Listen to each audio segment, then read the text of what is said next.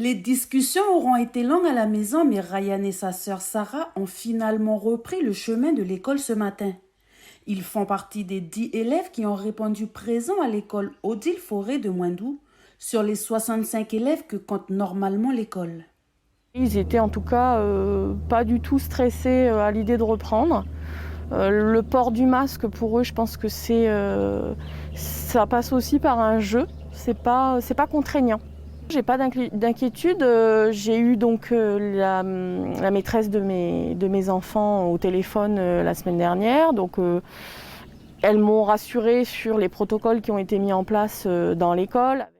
Ce protocole sanitaire est calqué sur celui mis en place par la direction de l'enseignement de la Nouvelle-Calédonie, la DENC. Une rentrée échelonnée et des temps de récréation et de repas adaptés afin d'éviter le brassage des élèves, mais pas seulement. Donc on a scindé les effectifs en deux. Les classes sont à double niveau, donc on a fait des classes mixtes. Et en fait, on a mis en place tous les protocoles de l'ADES, c'est-à-dire qu'on a favorisé la distanciation sociale quand c'était possible. Les élèves de CP, CE1, CE2, CM1 portent le masque en classe. Ils ont des places attitrées dans leur salle de classe pour éviter les déplacements. Malgré toutes ces procédures pour assurer la sécurité sanitaire des enfants, Célélino a préféré récupérer le dossier de continuité pédagogique de sa fille inscrite en grande section. Pour l'heure, il se dit ne pas être totalement rassuré. Parce que le protocole, moi je voudrais bien le voir en tant que parent. Je voudrais bien accompagner ma fille. 5 semaines de confinement, on lui a appris de temps en temps à avoir tout ce qui est geste de barrière. Elle ne comprend pas forcément, elle est en maternelle encore. Les provinces dressent le bilan de la participation des élèves de cette rentrée un peu particulière. Une rentrée disparate en fonction des établissements, mais qui dans l'ensemble devrait faire ressortir un chiffre d'absentéisme plutôt élevé, aussi bien en province sud qu'en province des îles.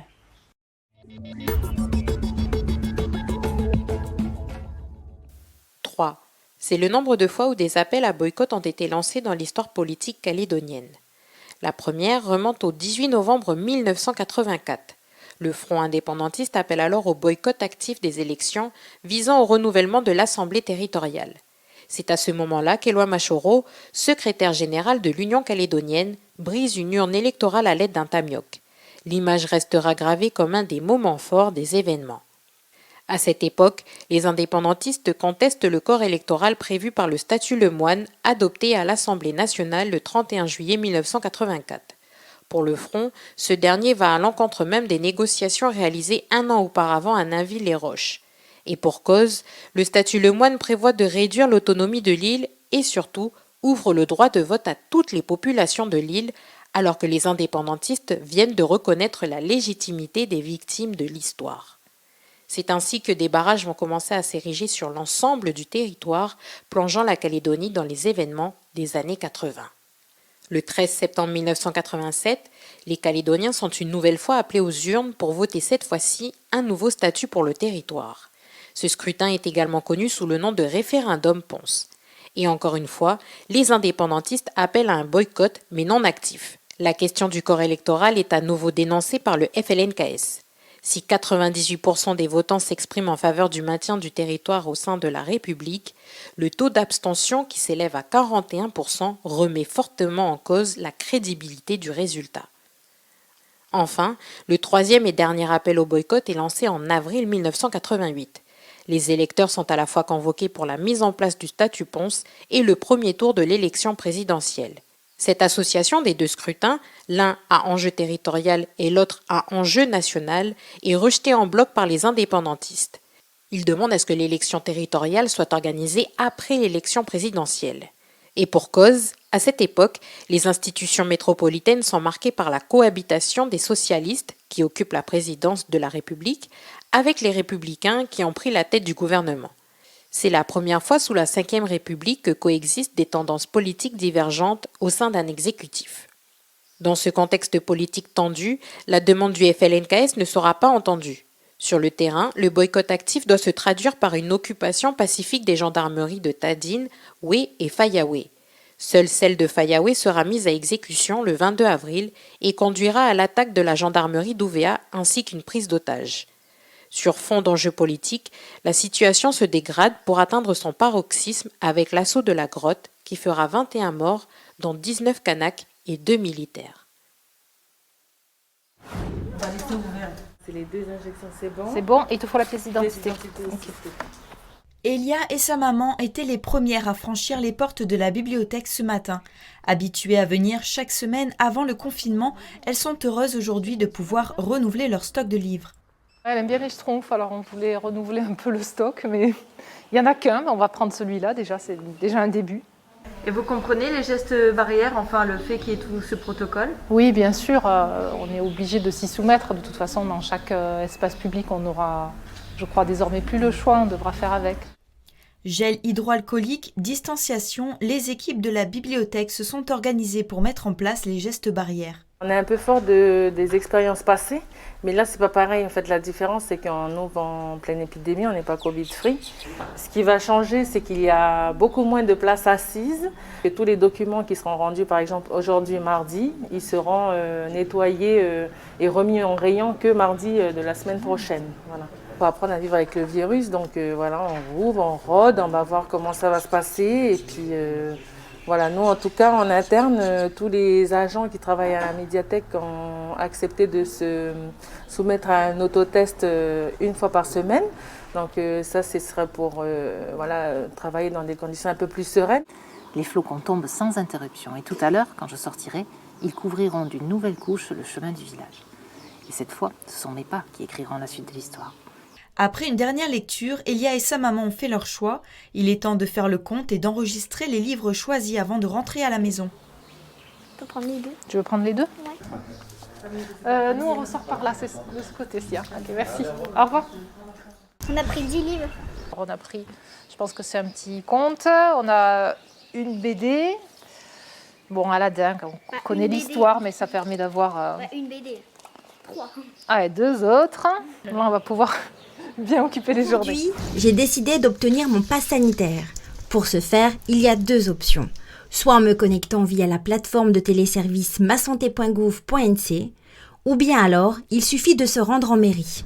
Bien pratique pour les personnes qui n'ont pas accès à Internet ou pour celles qui préfèrent avoir un pass sous format papier. C'est ce que nous allons voir tout de suite, direction la mairie de Koné.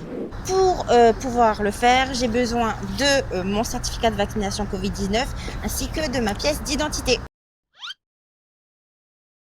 Mais comment ça se passe après la demande? Donc je dois déjà vous passer ça? D'accord. C'est quoi les démarches? Les démarches à suivre. Donc nous, en fait, on récupère les données, c'est-à-dire on prend les numéros de votre certificat de vaccination. Ensuite, avec la pièce d'identité, on prend toutes les données et on enregistre sur notre tableau là, Excel. On envoie à la DAS et de là, après, il faudra attendre, patienter qu'eux nous renvoient. En fait, non, on est là juste pour... Nous sommes le relais en fait du gouvernement aux personnes, à la population. Il y a des personnes qui reçoivent directement quand ils le font par Internet. Et sinon, nous, il faudra attendre 24 à 72 heures. Et de là, en fait, soit si vous avez une adresse mail, ils vous renvoient par mail. Soit si vous n'avez pas d'adresse mail, c'est par SMS. Donc, ils nous renvoient à la mairie. Et de là, la mairie envoie SMS à chaque personne. Alors voilà, au bout de 72 heures, j'ai reçu par mail mon pass sanitaire avec le fameux QR code que vous voyez ici. Alors pour rappel, 3 conditions sont nécessaires pour obtenir donc votre passe sanitaire, des conditions que vous pouvez d'ailleurs retrouver sur le site du gouvernement de la Nouvelle-Calédonie. Il vous faudra pour ce faire soit avoir un certificat de vaccination, à condition bien entendu d'avoir un schéma vaccinal complet, soit un certificat de test antigénique négatif de moins de 72 heures, ou alors un certificat de rétablissement du Covid-19. Chacun de ces certificats sera bien entendu encodé et signé sous forme de QR code.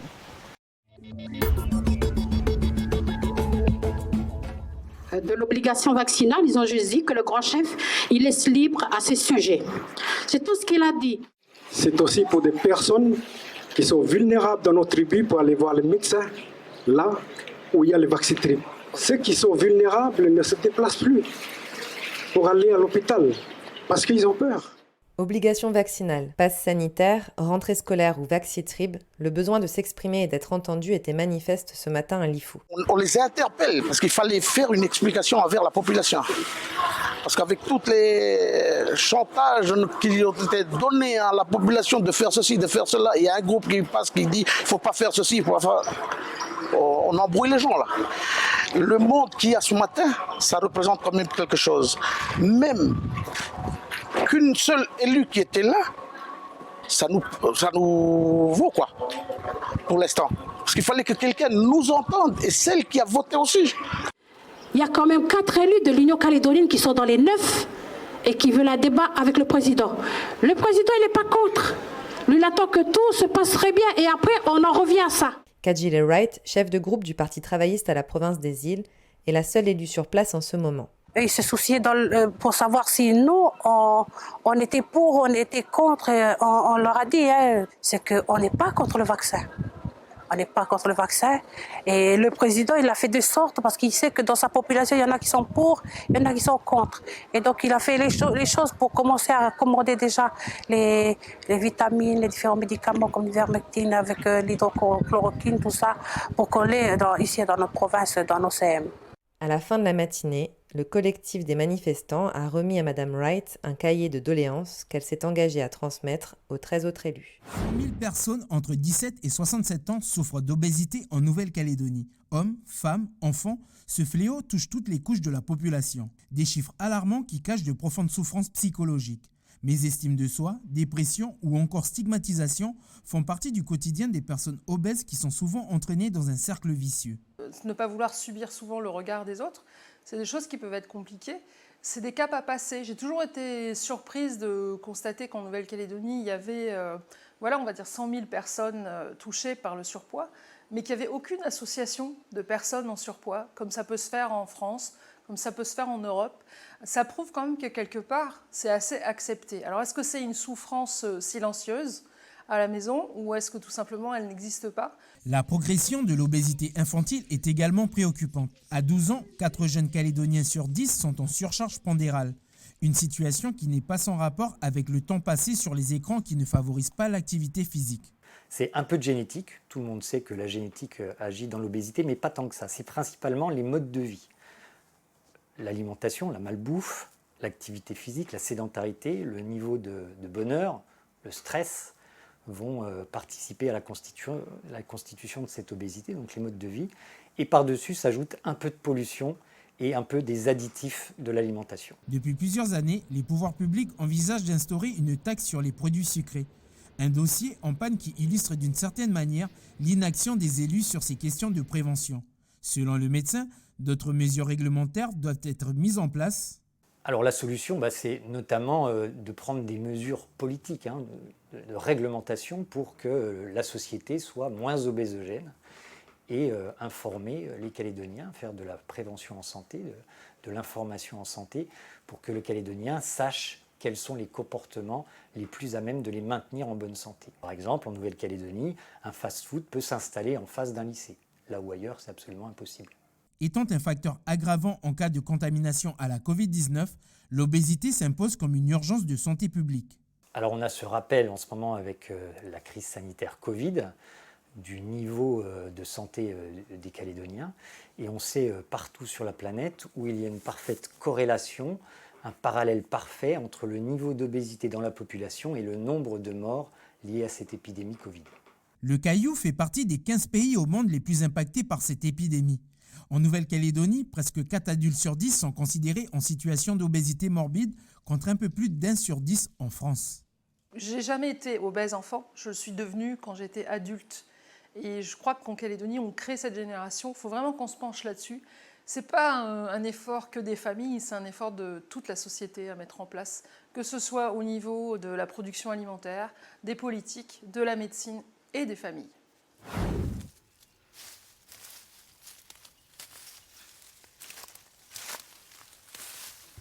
Bongo, naneo moto Elizabeth Bonga. Ibara na confinement men jetana. Na wakan ngo wanango kota wa ramota benata nena manyo.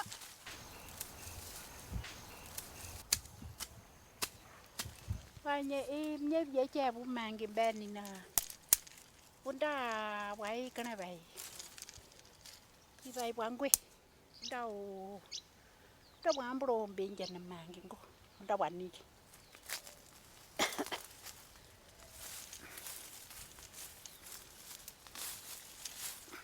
No wana chuka malai na commission kambana.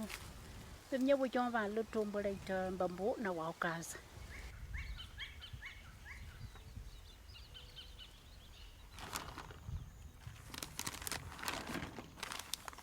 Nên là qua uti munu kanja men nhà buni ja men nè nên đi na ro tin bên nhà bà chỉ nhà bà tiang gomba nhà cái nhà nào ru kanja nè nhà uti munu kanja nhà munu men nhà tiang mang đi nè cái này nhà bà tin ja uti kanja cho anh ru bây giờ anh đi Obo bai jo nango ina tanja landli na pongrobu. Udah ande tanam manja jabitu mana inje tabambru. Ja pa jombati waru kanje ja pa jombati ndia pai bango nje bunen jauti. Ja bango mana bengi.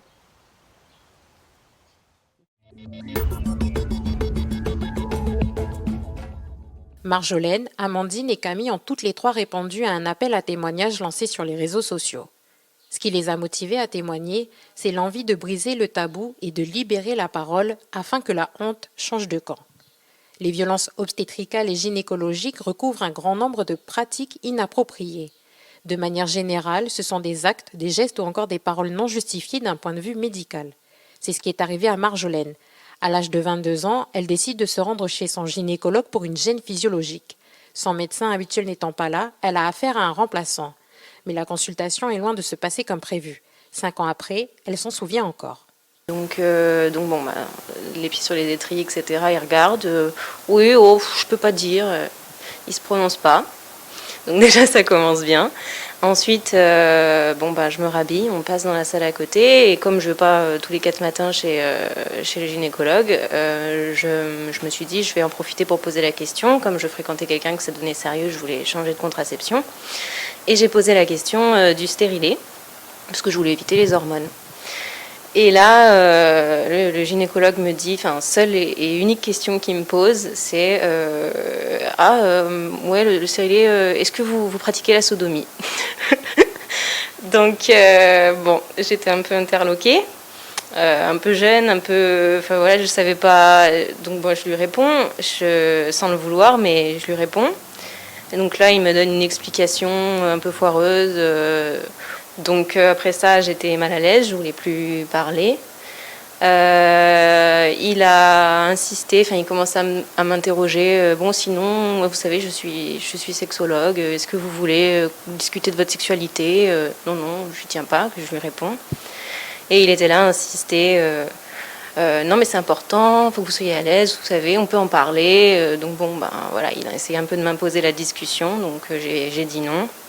Il a également insisté alors que j'étais déjà rhabillée pour savoir si j'avais déjà fait un dépistage pour le cancer du sein, une palpation. Donc j'ai menti, j'ai dit oui c'est bon, c'est déjà fait pour m'échapper un peu. Et donc en fait je suis sortie de là sans traitement pour ma petite gêne gynécologique et super mal quoi. Amandine a elle aussi vécu une expérience traumatisante. En 2016, elle décide de consulter son gynécologue, mais a affaire à un remplaçant. Durant la consultation, elle doit subir une échographie endovaginale. C'est à ce moment-là que le professionnel lui demande de se dévêtir entièrement.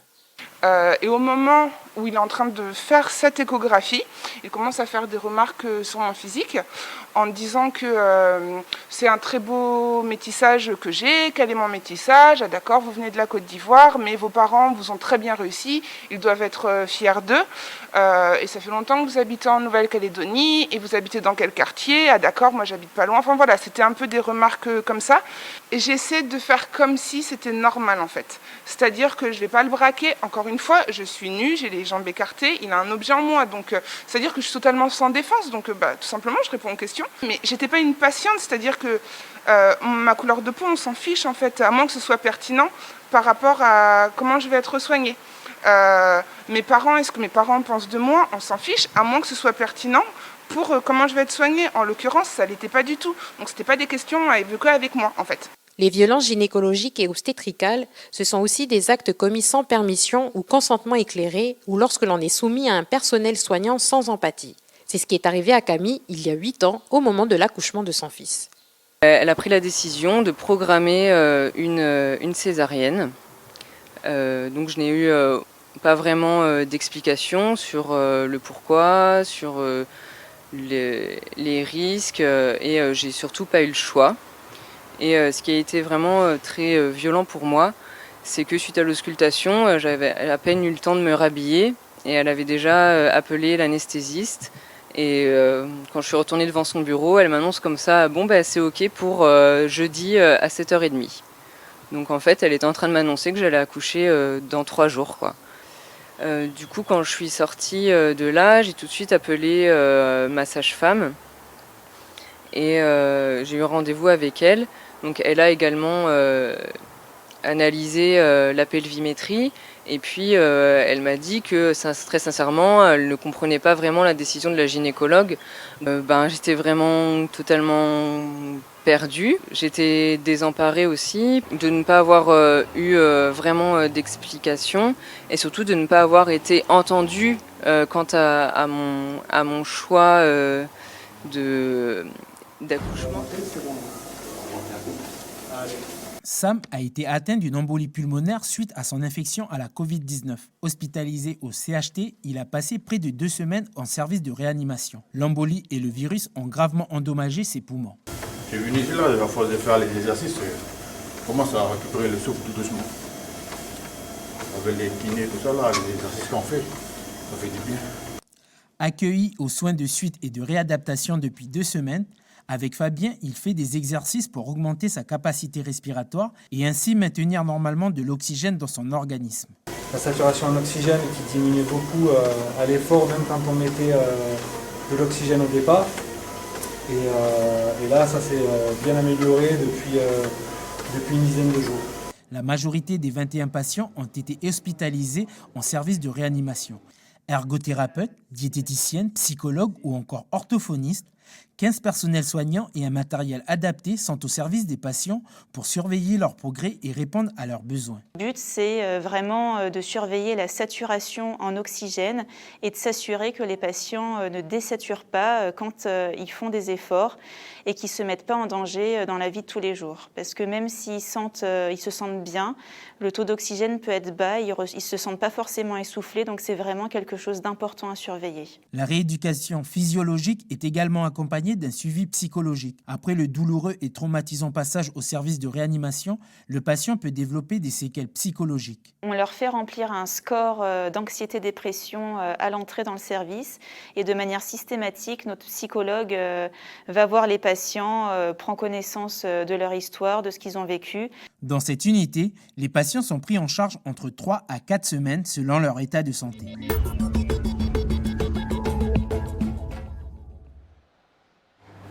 On va désinfecter la chambre 301.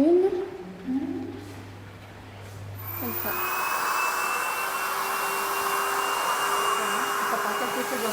Voilà. Donc là, elle est en train de désinfecter la chambre avec le nébulisateur.